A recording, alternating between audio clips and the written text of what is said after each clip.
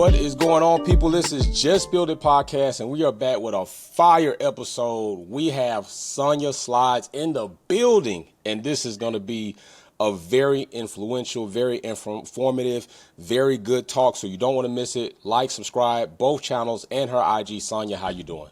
I'm doing well. How are you? I am doing great. It is great to see you again. It's been so long since we had time to catch up. It has been, so we're trying to figure that out. I think it's been 3 years. Yes, it's been about 3 years. That is so crazy. It's crazy how time flies, though. But it's also crazy how, like, when you're watching, because for a minute, I was paying attention to your social media, because I remember last time we talked, there was some things going on. Yeah. And you could tell it was some things going on. And then all of a sudden, I'm posting, and I just see you spike up, and I'm like, oh, she's actually out, because you're checking. It's like nothing's been updated, and then boom, things start coming back up. So how are you doing with that? Like, talk to me a little bit about, because you were going through some things, and I'm not quite where you are right now medically, because I've been going through my things. I lost my cousin last year at the age of 33, and we got diagnosed around the same time, and I appreciate that. And so now I'm kind of in the midst, but I remember you, and I thought a lot about you going through that, because it's like, damn, she carried on, and now she's doing well, so there is light at the end of the tunnel. So talk a little bit about how you've been able to do that. Yeah, so the last time we talked, if I'm correct, I think it was like 2021-ish, I believe. COVID was crazy. And that was about the time that I had just started getting like diagnoses from my autoimmune stuff, and I was just kind of figuring out what that looked like for me. And then, I was building up like my motorsport side, and all of a sudden it just came to a halt.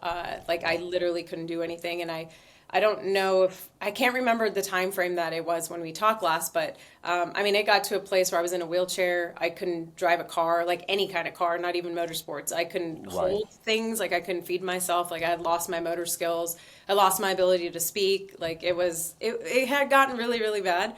And so I kind of had to start just all over again and just be at a place where I was just grateful to be able to eat, right? And like communicate. So long story short, went to doctors, a bunch of doctors couldn't figure it out. And then we got to a place where we got me on a right treatment path, and they were like, we have no idea what the trajectory is going to look like. We have no idea if it's going to, this might take 3 years before you even get back to your old self. Like, we don't know.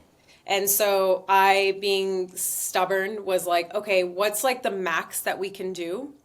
And they were like, well, the thing is, if we, hit you with max treatment and all of that, there's a chance you can seizure, go in the hospital and do all these things. And I have a nursing background, right? So I was like, hit me. Let's get to the very top. Let's do like up until that moment, and then I'll back off. And so I was extremely sick for about a year. Felt like I had COVID for like a year. Fever every day. Anyways, it was really, really bad. Started building back up, going to physical therapy and doing all those things. Meanwhile, I wasn't doing anything on the motorsport side. I wasn't posting. I wasn't doing anything. What was I supposed to post? I'm dying. Like, I didn't know how to communicate to anybody. I was actually kind of almost like this belief inside me was like, hey, you're not strong. Like, so don't show it. And since then, I've realized that that's not actually strength. Strength is like being able to see what's going on and then moving past that and creating a plan, whatever that looks like for you, right? And so 2021, I was down until 2022, same thing, full treatment, physical therapy, functional medicine, all sorts of things. And then 2023 is when I started to come back a little bit. End of 2022, I started to do some things and was like, okay, getting my feet wet, getting back in the car. It was very difficult. I had to capture new data that I had never captured before, which was, how long could I actually be in the car? I was feeling things. So neurologically, I ended up having like a lot of issues. And so it was different now being in the car with these new neurologic issues. Things weren't lining up. I had to think about braking, which is not something you want to think. It has to be right. Right. So I had to build those like things back up. And meanwhile, I had in the background this feeling of I've already been here. I already know how to do this. I know this speed. I know this, but yet my body's not cooperating. So it was very frustrating. So not only physically, but emotionally, I had to do just a lot of self-reflection, a lot of journaling and, my own kind of therapy and things like that. So that to get my mind back up to speed.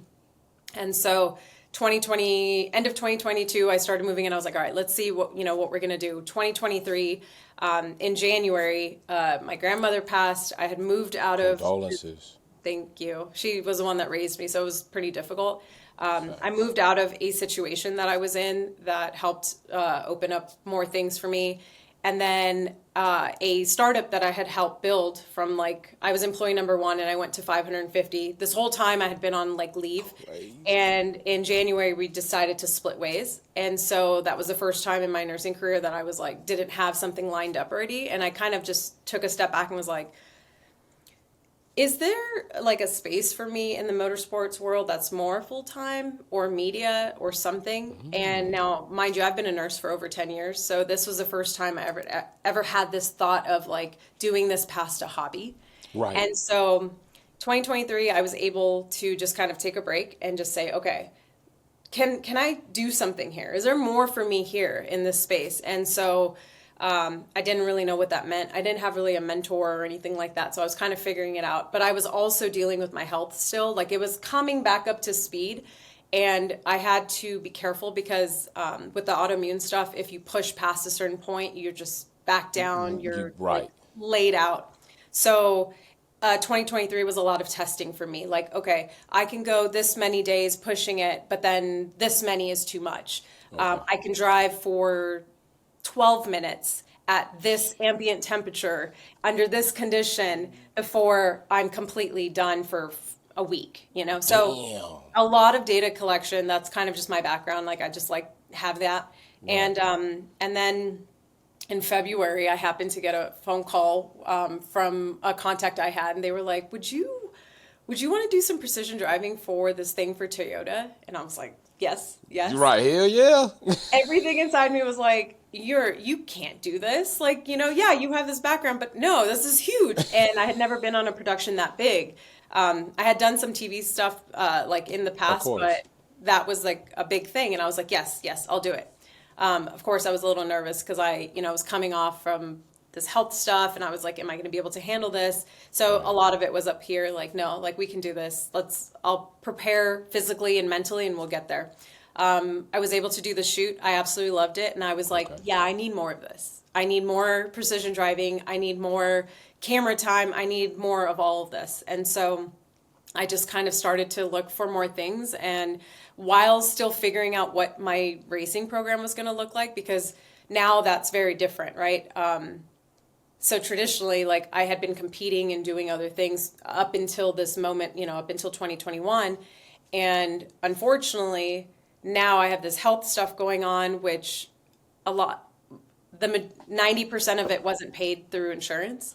Damn. So I now was paying for my health stuff, which was in the $50,000 range out of my own pocket, which is a program for someone, like that's somebody's program. Right. And so, and I was single income by myself. I don't like have the, I didn't have the support, so I had to figure it out. So that's kind of what 2023 was just me figuring things out. Like, okay, getting back in the car, testing the waters, putting my name out there for more acting stuff. I, got my headshots done and all of that. And I was just really exploring things that I had never really explored because I thought I was going to die as a nurse. Like I didn't, I thought this little motorsports thing was just a hobby. And so it started to flourish and started to do more things.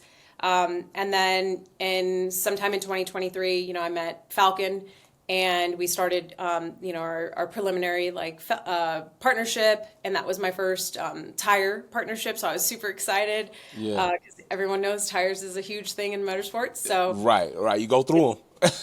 It is a huge consumable. And so I was very excited to have that. I was just very grateful that I even had that opportunity, and I was just kind of, continuing on 2023, doing more media. I had gotten contacted to do this travel series. I was like, okay, it's kind of car related, but kind of not. I was co-hosting with somebody. Yeah.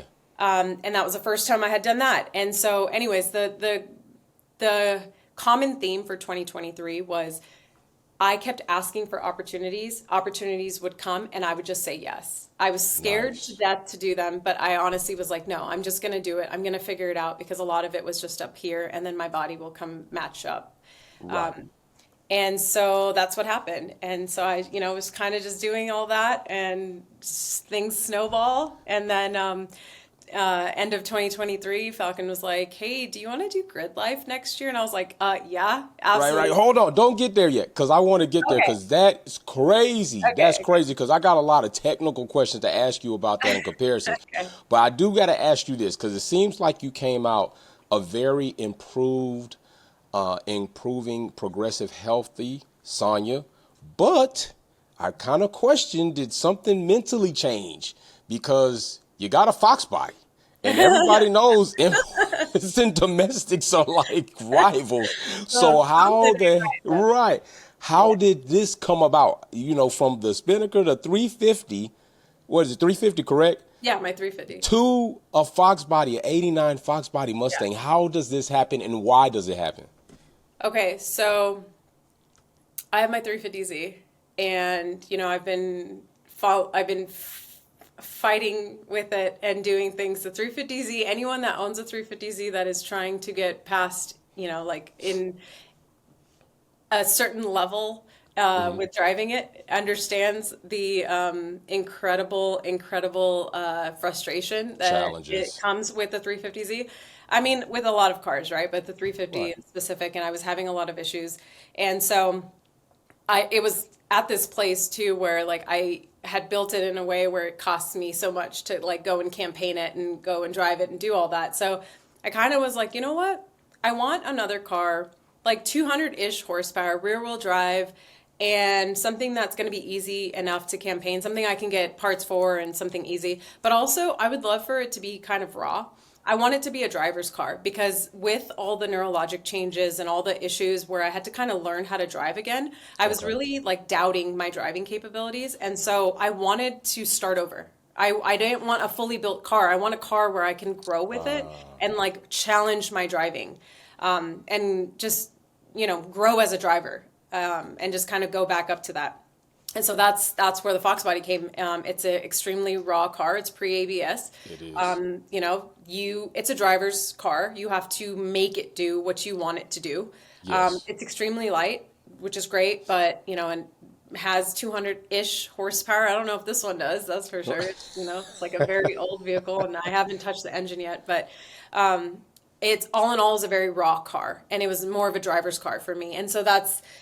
And to be honest, I've always admired Fox bodies. The new Edge is cool too, and the new the S550s and stuff. To each his own. To each his own. But the Fox body was like this raw. 89 to 91 to me is like the best years of the Mustang. Yeah, and it was like I feel like that was like that year. And that the Fox body was like the epitome of like that 80s 90s culture that we were looking for, but on the domestic side. And the production year is what, 79 to freaking 93 or whatever. Crazy. And it's almost like then it's like Charger is what Mustang was then. Like the Charger and the Chargers are what Mustang are then, right? It's extremely easy to find parts, so it's and then the upgrades for it are still like somewhat available. Easy to find, cheap, available, So I was like, you know what? I'm going to do something completely different, and and also it was based on what I could afford. I mean, at the time, prices of the Fox body were starting to go up, and I just saw one, and I just grabbed it. Damn. So you red of all colors, red, and then at least it's got a 5.0 in it. I can't like. Has 5.0, has a 302. Not gonna lie. Yeah. Seating a 5-speed, so you're legit there. Like you full have a legit Stang, like no doubt about it.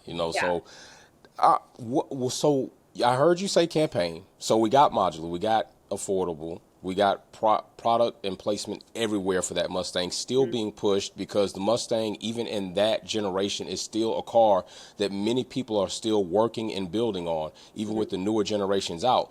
So what is the plan for this car? Are we, because most Fox bodies, I'm just going to say it, and some Ford people probably going to give me some flack for it, but I've never seen a fast, reliable Ford Mustang at the track that didn't have a Chevy motor in it at some degree. So I'm just saying, every time I've gone to the pits in a drag race and I've seen a fast, reliable Ford make consistent passes, I get there and it's a Chevy motor in it. What are you planning to do? Are we A to B? Are we circuit? Are we time attack? What is the plan for this Fox body? The plan is it's a road course car. However, Oof, assy and happy too. yeah. However, they seem to slide pretty well too. Assy and So happy. I'm going to be perfectly honest. I am back to making an overall car for now Okay. until we get to a place where I have to go one way or another. Okay. I'm having this like I'm having this midlife freaking crisis where I'm like, I don't know. I just need more money because I need more cars because I'm like, oh, then I'll do this with this car and this car. But until then, until we're at the Okay. place where I can have these multiple cars, Right. Right. I think I'm just at the place where I'm doing like resto to it right now. You know, like it was started its life or ended its life as a mini drag build. So they Okay. mini tubbed the back, just ruin the Mm. geometry of like what, because for road course or anything really they just Yeah. ruin the geometry of it. So I'm kind of just bringing it back at least to stock-ish, in Okay. terms of like fabrication and things like that, like shock towers and stuff. I need to move it back to original location. I'll probably do IRS so I can have some, something, and Right. then engine is probably going to be next. But I'm at this place where I'm just trying to bring it back up to par. Okay. The entire front end is all Maximum Motorsports, all grip, everything already. So like the front end is dialed. The rear it needs a lot of work. It needs a So lot of work. Okay, it's very because that Mustang is known to be a car that gets a little loose in the boost. So yeah. now you got you got a situation you're gonna have to bring it back. So let me ask you this little breaker in between segments. All right. So let me ask you. Now they don't have to be parallel together. You don't have to have the same team, the same driver. But who is your favored, not favorite, but who's your favored F1 driver and team? And if they're the same, then that's fine. Who would that be? You are it's crazy, huh? It's like, oh, I don't know if I want to answer this. What do you got? I You need don't to take know. another sip? Can I have another sip? Yeah, you can have another sip. Take one, take one. Yes, of course. Of course. Okay, Norris is a favorite of mine. Okay, I think Lando. he's just, I think he's a great overall person, like driver and or teammate. And I think that there's a lot that he could have more potential for and that he's just not there. Okay. I honestly, I would love to pair Norris and Hamilton up, but like, Have you seen the cool down room videos when they're in there together, though? oh my God.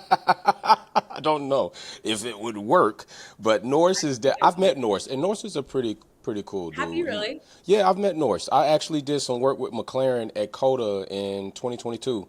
So How I are you said, saying you want to get to my level and I haven't done that? See what I'm, but you've done a lot that I haven't done. you know what it is? What? Every opportunity is its own thing, and True. we as humans, we don't tend to put enough weight on our achievements and our things because it's internalized immediately. As soon as we do it, it's done. But for That's other true. people, we're watching these stories and these people's posts and they're there and we're just like, "Oh my God, but I'm how proud come I of her. haven't done that? How come I haven't done that? I didn't go to Coda and meet Norris like You're right. But okay, fair point. I have no rebuttal for you on that. I have no rebuttal for you on that. So with Lando, I gotta say Oscar Piastri is coming. Like yeah. Oscar Piastri is solid. I'm calling him the new Iceman. So you Okay. you got Lando. You would like to pair Hamilton, but what team do you favor? Is it McLaren or is there another team that you favor? I'm gonna be honest, I'm not very happy with any of them. I feel like they all got their own little crappy. Okay. Yeah. I think they have their own little quarrels and their own little things that they need to figure out. And the I don't know. Honestly, I'm not very happy with any of them. I With feel like anyone? okay, who would you think? Who would you Williams. pick? Williams Racing. I would pick Williams. I think Okay. I think I Williams feel like they're an has. underdog.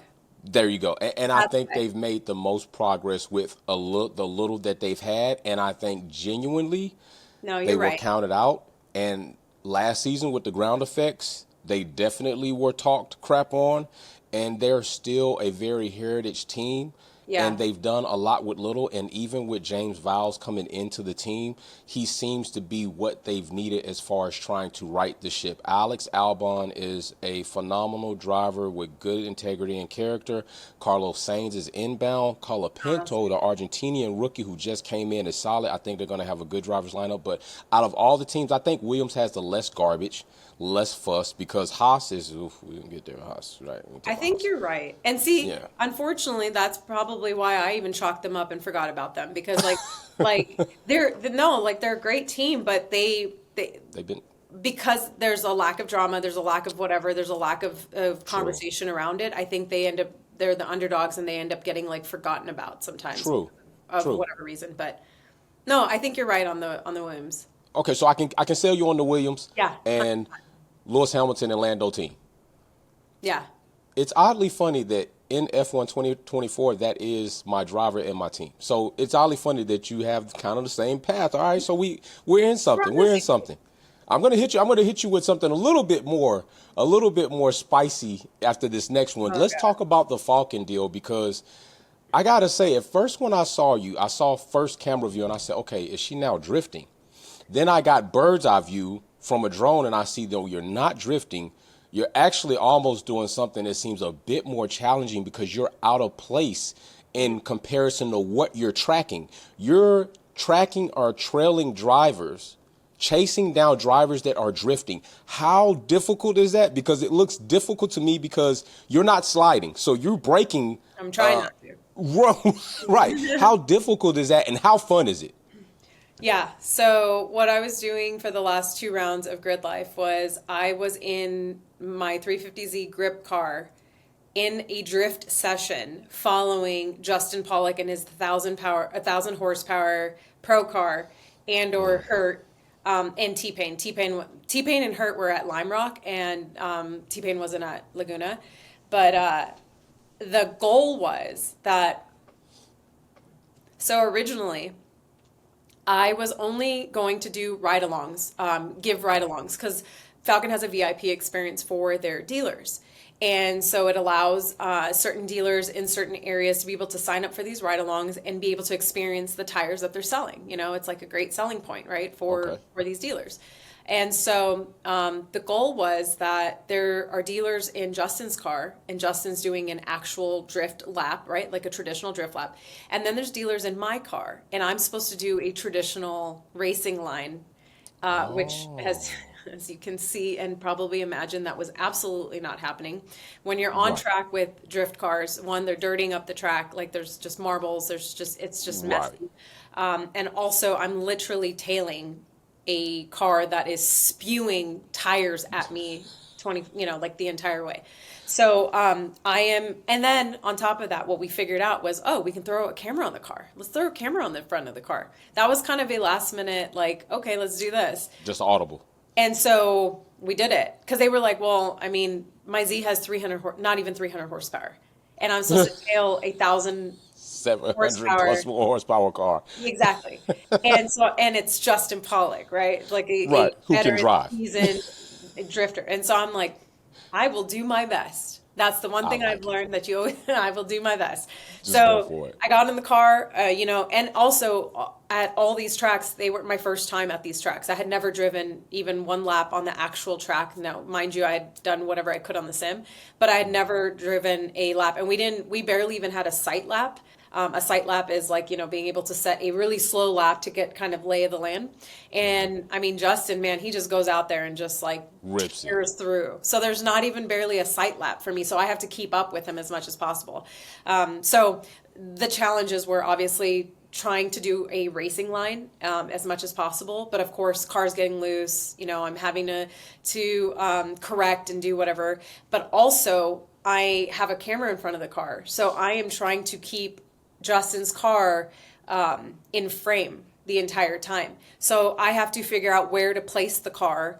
And then on top of that, I'm also making sure that I am trying to keep up with Justin. So there's this level of like commitment that I have to do where I have to get on it before he's like taking off. So then that way I'm already on power and, going through. You're not getting too far behind. and then I also have to, like, I am like driving the crap out of the car. I'm like engine braking as much as I can. You know, I'm hard braking wherever, you know, where I normally wouldn't.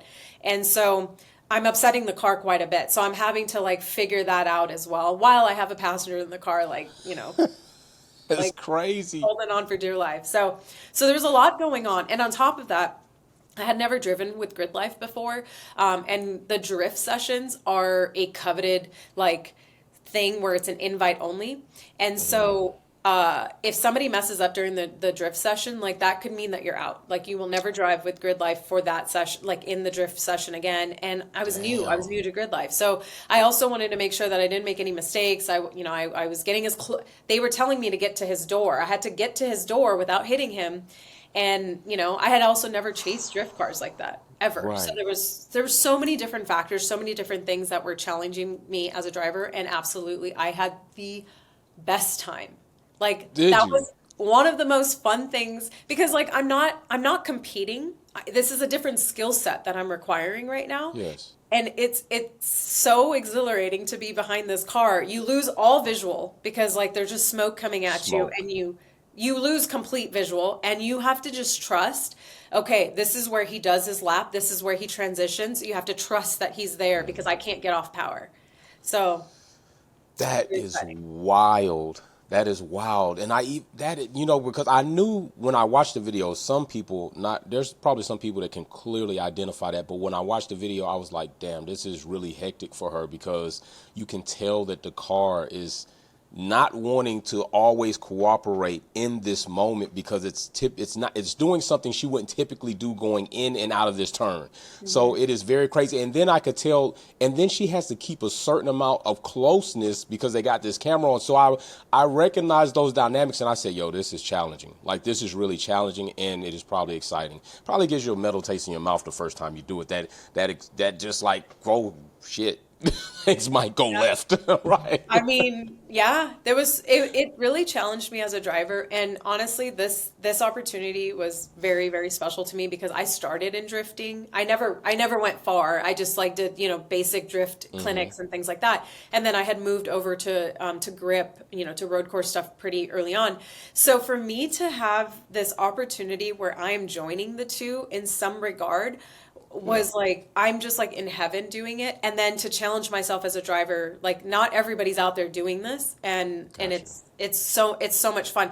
And to think back to like where I was just 2 years ago, where I literally couldn't shift, brake, or do any of this at the same time, to like having to just to have take all this in at the same time and do all this, and on top of my like, you know, besides my driver duties, I have other duties at gridlife where I have to do media and have to talk to people and Right. interviews and activations, and then like the, you know, excessive wear and tear that it takes as a driver in itself. Like normal people, you know, that okay, normal, like people that don't have any kind of health or autoimmune issues or whatnot, driving takes a toll on you, so it's a lot. So, and to add that challenge to then Yeah. have that secondary portion of like the health issue also, it proves to be extremely challenging. But I was able Right. to, you know, I have kind of my process down, to what I do pre events.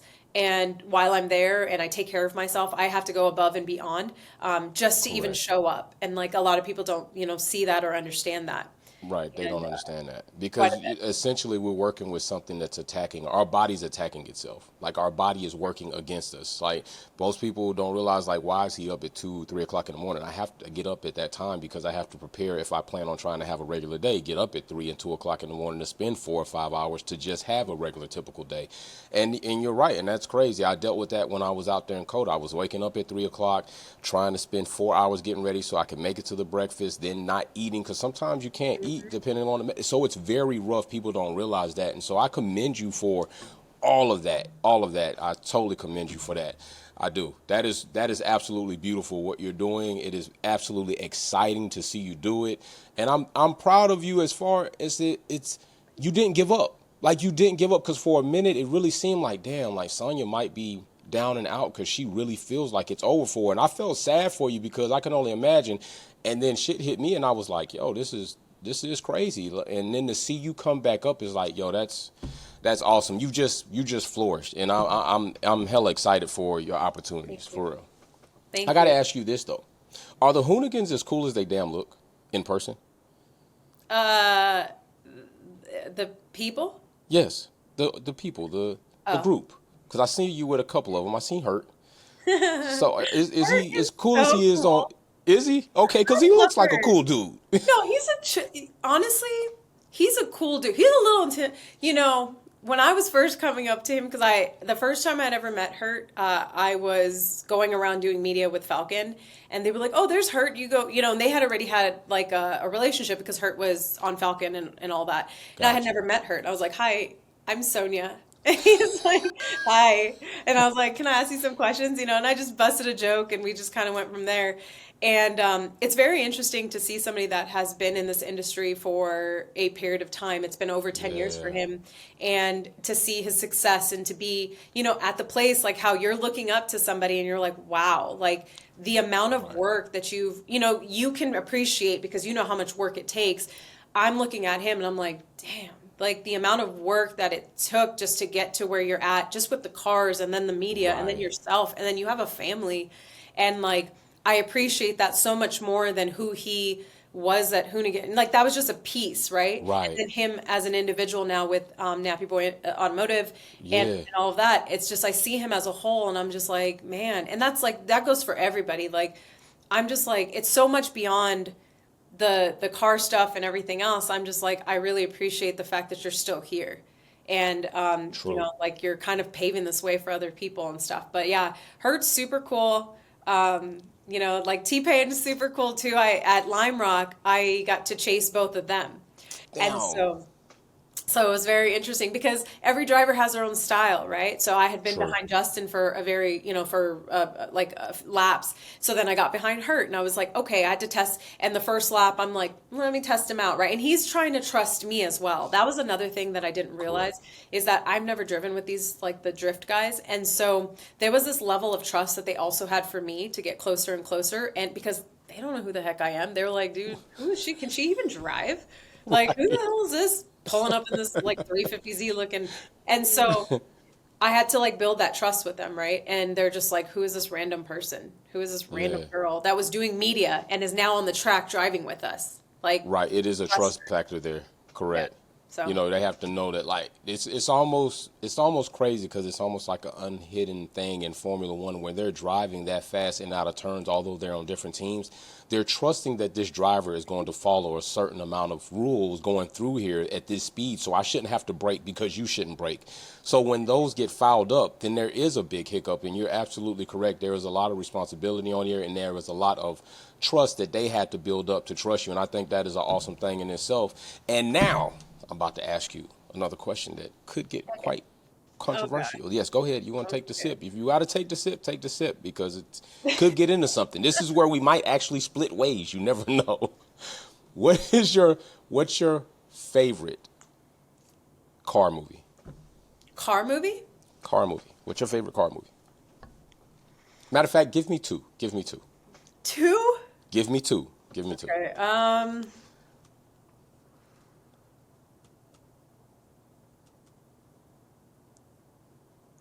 Oh my God, you're gonna have to edit this long pause.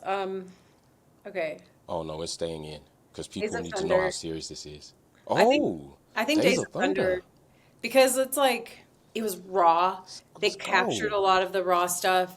Tom Cruise did a lot of the driving. That's actually the first movie I believe that was the first movie that he had ever like drove in himself because he likes to do his own stuff.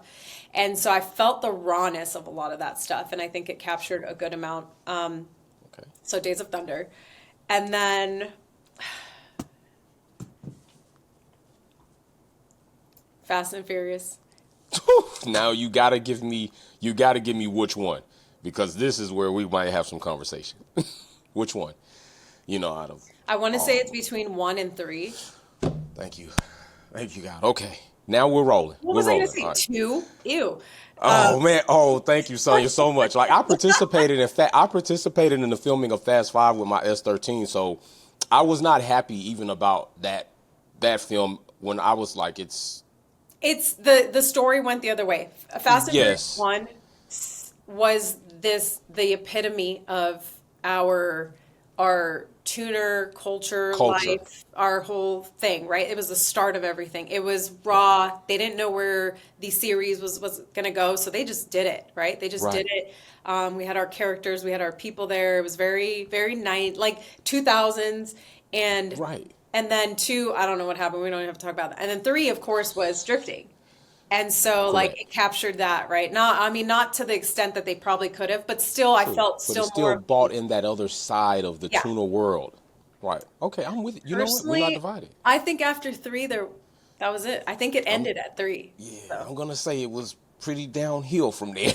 Like it turned into Star Wars and Mission Impossible and all type. It just lost the essence of what I feel would be captured. And I just haven't watched another one since after five. I just stopped watching it because it just really didn't give me that feel. And you know what? I'm very shocked in you for Days of Thunder because I have that. I particularly went out to find that on VHS and still have it wrapped up because I found it. So Days of Thunder is one of my favorite ones. And what's funny okay. about that movie is, are you familiar with Willie T. Ribbs?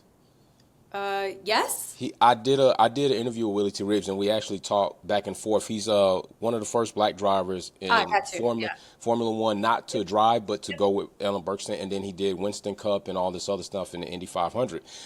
That movie actually is modeled after him and another driver in their situation. Like that actually happened to them before. That whole little situation when they were in the, what was it, the Berettas, or I forgot what it Yeah. was they Yeah. were in, but they were bashing each other on the road on the way to a meeting. Yes. It's crazy that it actually happened with him. So it's wild to hear you say that. That is a phenomenal movie. I like when I watch it on digital, I turn surround sound up and just go crazy. I just think that it's like it's one of those movies that's kind of forgotten because it's like it's older, right? So if it's not on a streaming service, nobody's going to know about it. But honestly, it's one of those classics that people like they people need to go watch. They do. And They wait, do. hold on. You said that your car was in five? So, Fast Five, yes. Fast Five, I got casted for one of the cars to go down. So, it was my S13, my charcoal one. So, I was there, and then I got to, since the car was there, they said I could just be an extra. So, we spent, and I'm going to tell you, this was a wonderful experience, but it was a very taxing experience. And it was a very frustrating experience because this is what happened. You spend 7 days, is what the filming time was, all right? I'm working now. So, I'm at work at like 7:30. I get off at 5, go home, get the car, drive downtown Atlanta to get to set by 6:30, get on set. We film all night, get released at 7, go home, take a shower, go right back to work for 7 days. Pretty much no sleep, a lot of coffee. And I got to meet with Dwayne Johnson, Paul Walker, all of those guys, and they actually Vin Diesel stopped by the car and I got to meet him in his twin double, and it was cool, right? So they had this one scene where I'm in the back. It was the Brazil scene where The Rock comes up with his crew and he's gonna bust, Vin Diesel and them at this party. So what happens is Vin Diesel walks up behind me and I turn around and look at him and it's supposed to be like this awe moment, right? So I'm like, I got my little 30 seconds of fame coming. So we get done filming. The guy who's transporting the film takes it through magnetation and kills the film. So we get called back to film 7 days of filming in 2 days and nothing hardly ever makes it. I was so upset, but it was a wonderful experience. I would have done it again because you got to see the inner workings of the movie and you got to see how things actually work and, how the car situation goes. But I would probably wouldn't do it again now. If in that way, I would want to have more of a role and capacity, but Yeah. it was cool. It was cool. See, I love the inner workings of all production after I started like doing more, TV stuff and whatever Right. else. Like I got to see all that and I absolutely fell in love with all that. And I'm a Yeah. weirdo when it comes to that stuff. I'm just like complete awe with that. But Camera I can angles, just imagine equipment. that you working 24/7 for 14 days essentially was not Yeah. fun. And then Yeah. yeah, like there'll be like 120 hours of film that are filmed, and then it's like 1.5 minutes, Right, 1.5 minutes. and your face is Exactly. like blurred out, like you're not even there. Right. So it was essentially everything to see the process that I really enjoyed because most people that don't do their own content don't appreciate what it takes to do the content. Yeah. So once you start doing your own content, you're filming, you're editing, when you get behind bigger productions, you're like, this is Yeah. crazy. Like this is Yeah. crazy dope. So I really did enjoy that, cranes and all that stuff. So as we start winding down, what are the plans for the Spinnaker? Because I don't want to forget about the 350. Is the 350 in its place right now permanently as a chase car and as a film car? Is that what we're doing? That's kind of the conversation that's being had right now for the program. I'm going to be honest. Okay. I did not, the trajectory of my career, hobby, all of the things, that's happening right now was not something that I had planned. I had planned on competing and with, in road course and getting as far as my money and my talent could get me. And then, but, that's about it. That's like as much as I thought of. So then as I started doing more media and, starting to do more precision stuff and whatever else, it's starting to move me in a different direction. And it's like I'm trying to figure out like what does this even look like for me, because my year keeps getting changed. I'm having conversations with Falcon now about whether or not I'm doing the 2025 Gridlife Festival series. Last year I didn't do all of them. I only did a couple. So we're thinking about doing all of them now. And so that would mean that the car would be, shipped and kind of away from me for months and whatnot. Right. So we're taking a look at what that looks like. So that's the other reason why I'm like, it'd be beneficial for me to get the Mustang up and running. But so the Z is kind of at this place where I think that it's making its way into being more of a demo car.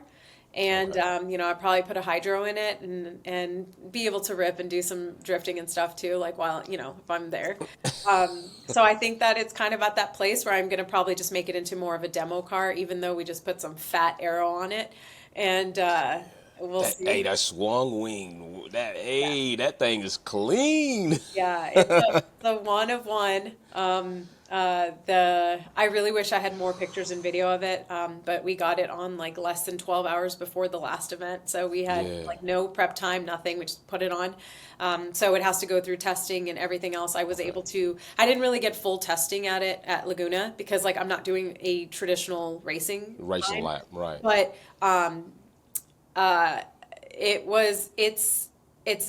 I'm definitely excited to test it out because I definitely felt gains from it already, and I'm like, it's not even, it's just put on, Right. I think that the car is going to be probably more on the demo side. I think. Okay. We'll see. I feel like as things keep changing so much in the trajectory of where my career is going, at this point, I'm just trying to hold on for dear life. And no, there's no book. There's no I don't have like these mentors that are like, oh, you need to go this way. You need to do this. Right. The 350 was the first and only car that I learned how to turn a bolt on. Like I didn't know how to build a car. I've never built a car before. I never did any of these things. And it's still just me. Like there's, I don't have a whole team behind me. I do have, my friend Stubbs has been exceptional. He's been my mechanic for all of Gridlife. And I thank him up and down because he's been helping me with the Z, because that's the other thing. Like now that my life looks a little different, I used to work on the car completely on my own. I did all the work on my car except for any kind of metal fabrication.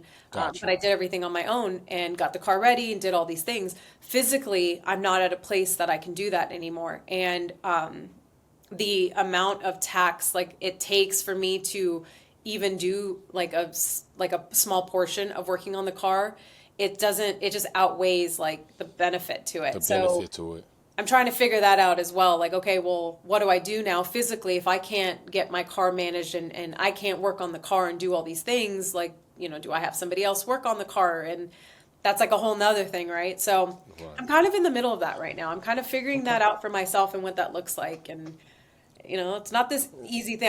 If I had a ton of money, a plethora of money, then I feel like this, would be easier. I'd be like, it's a demo car. Let's build this car. Let's build this one. Let's be Mike from Stance Work and build a Ferrari 244 with a case swap. Whoa. Right. If I had all the money, then I would be able to go do all that. But equalizer of all bills, money and time. Yeah. So I will ask you this as we are getting ready to go out. I don't want to go out. I like to always go out on a positive note. Yeah. And I like for you to just share something, and it doesn't even have to be car related. It could be life related, but I would like for you to share something that people could take away and probably apply to their life if they're in some type of time that might turn it into a positive moment, or at least a positive thought that they can continue to move forward. So just share something with them as we're on our way out. Oh my gosh. I'm gonna try to keep this under 4 hours. All right. Damn. Life is life. It's gonna throw you challenges. It's really easy with social media to think that life is just this linear thing and it just goes up and it's easy and there's just like one step after the other, and if you're not in that trajectory, something's wrong, but that's not necessarily the case. Life is very messy and sometimes it goes backwards in the case of me.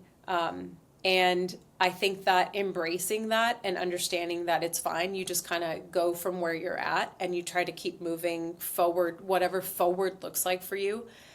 For me, I kept thinking, oh, I need to get back to where I was. I need to get back to like the stuff I was doing with the car and all that, not understanding that I am not that same person that was from back then. Like I'm not the same person from 2019, so why would I expect to be on the same trajectory?